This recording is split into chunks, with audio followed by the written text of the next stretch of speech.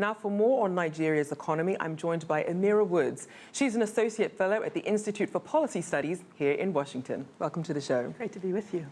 Now, Emira, what are everyday Nigerian residents, what are they worried about when it comes to the economy? Well, they're worried about their jobs, right? High escalating unemployment. You know, the figures are so high. Nigeria has about 173 million people, most populous on the African continent.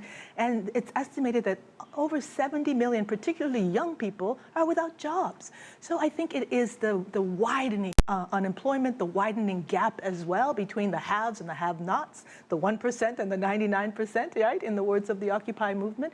So there is concern that with dropping oil prices, you will have this devastating impact on Nigerians across the board. Now, what about bright spots? What are some of the main drivers of growth?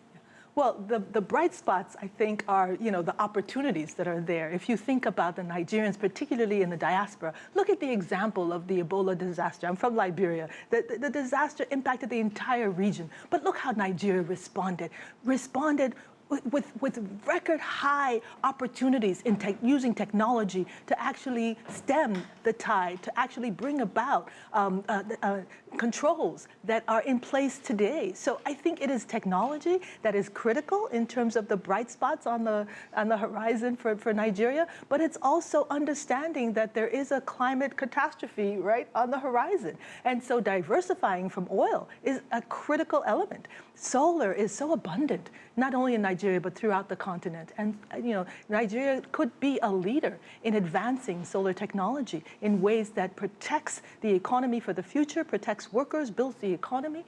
I think there are also bright spots in terms of just the needs, particularly of the north, but really throughout the country, the Niger Delta as well. You know, huge underdevelopment in those regions. There is opportunity to invest in infrastructure development to bring those long neglected areas, you know, neglected from the days of colonialism into really the 21st century. Now, Emira, with that being said, what sort of government policies are in place then to help boost the economy?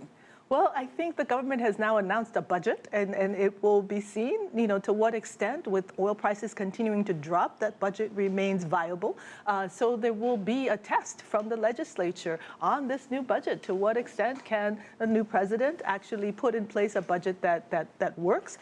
There are also many eyes looking at issues of corruption and you know, what happens, for example, with this push now to bring back the stolen wealth from the Abacha regime, and to what extent that ends up bringing new revenues, but also new looks at transparency and accountability to stem the tide that has led to that type of capital flight in the past. Now, Emira, you mentioned some of the issues that were actually platforms for President Buhari's election. We're coming up on his one-year anniversary. It was improved security, a crackdown on corruption, and job creation. What sort of progress would you still like to see in those areas? Lots of progress needed in all of those areas. I think clearly the issues around economic development, particularly in areas of the north, that is what will bring human security and stability to the north. So attention to that above all else, I think, is desperately needed.